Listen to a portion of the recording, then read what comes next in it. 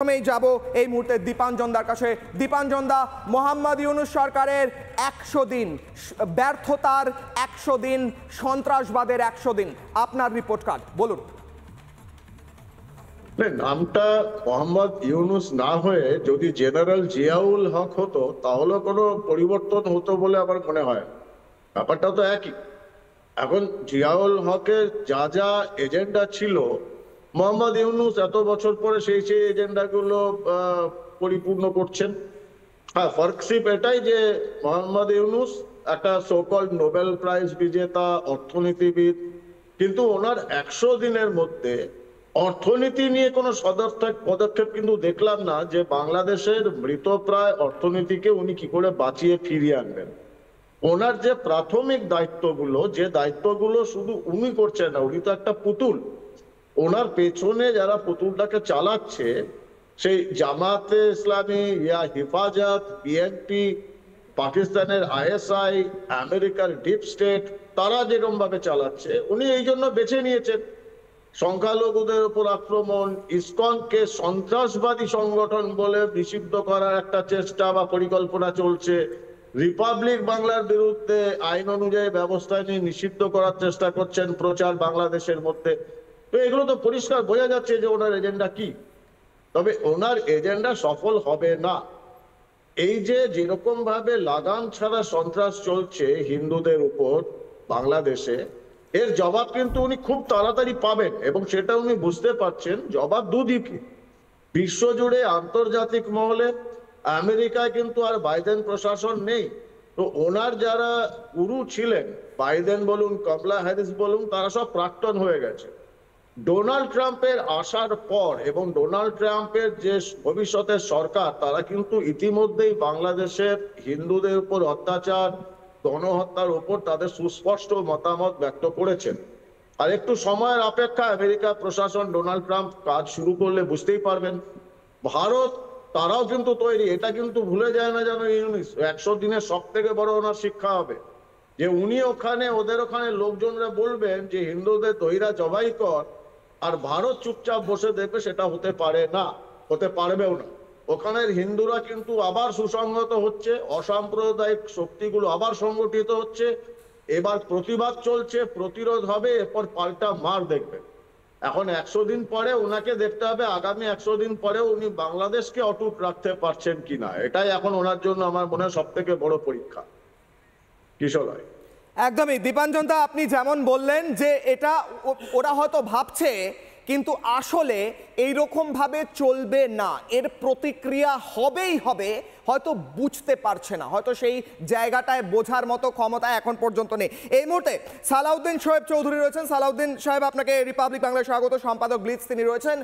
বাংলাদেশে ইউনূস সরকারের 100 দিন, রিপাবলিক বাংলার রিপোর্ট কার্ডে তিনি ফেল করেছেন। তিনি, আপনার রিপোর্ট কার্ড। ধন্যবাদ।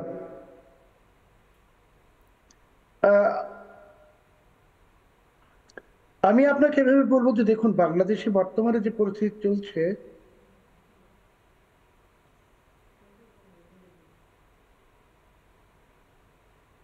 বলুন। জি, আমি বলতে চাচ্ছি যে বাংলাদেশে বর্তমানে যে পরিস্থিতি চলছে, সেখানে দেখুন যে নিত্য প্রয়োজনীয় পণ্যের রকেট গতি, মধ্যবিত্ত থেকে শুরু করে নিম্নবিত্ত সবার ত্রাহি দশা। আগে মধ্যবিত্ত পরিবারের সপ্তাহে 7 দিন মাছ মাংস খেত, এখন সপ্তাহে 5 দিন আলু ভর্তা খেতে কষ্ট হচ্ছে। নিম্নবিত্তরা একবেলা খাবারই জোগাড় করতে পারছেন না। এই যেন এক নীরব দুর্ভিক্ষ। মুদ্রাস্ফীতি এখন 12% ছাড়িয়ে গেছে।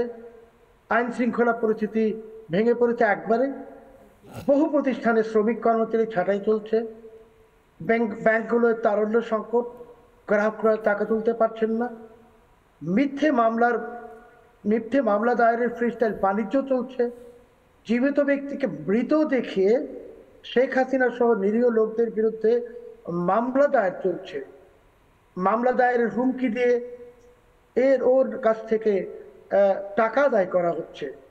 কেন্দ্রীয় ব্যাংকে বিদেশি মুদ্রার রিজার্ভ আশঙ্কাজনকভাবে পড়ে যাচ্ছে, হ্রাস পাচ্ছে।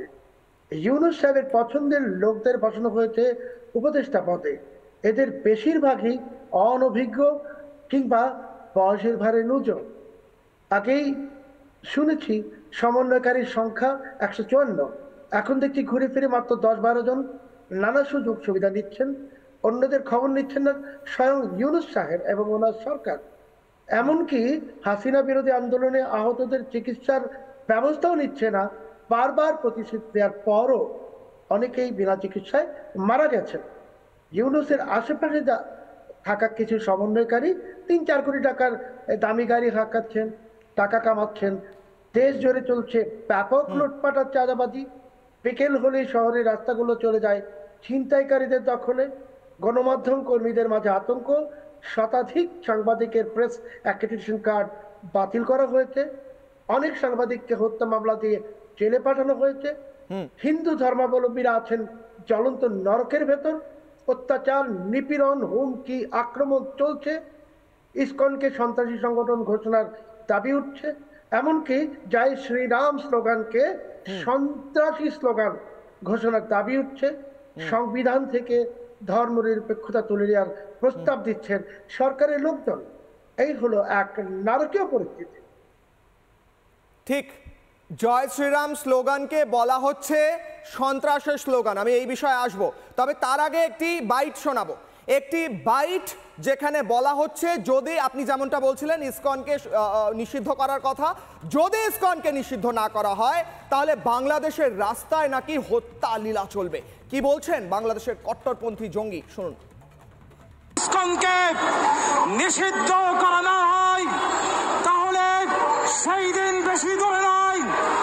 অতীতে আমরা যেমনি ভাবে একটি জালেম সরকারের, একটি ফ্যাসিস্ট সরকারের পদতলে এদেশের জনগণ বঞ্চিত হয়েছে, এদেশের জনগণ জনমের শিকার হয়েছে, সেই দিন বেশি দূরে নয় যেই দিন যদি এই ইসকনকে নিষিদ্ধ করা না হয় এদেশের ঘাটে বন্দরে রাস্তাঘাটে এক মারামারি আর হত্যা যজ্ঞ পরিচালিত হবে।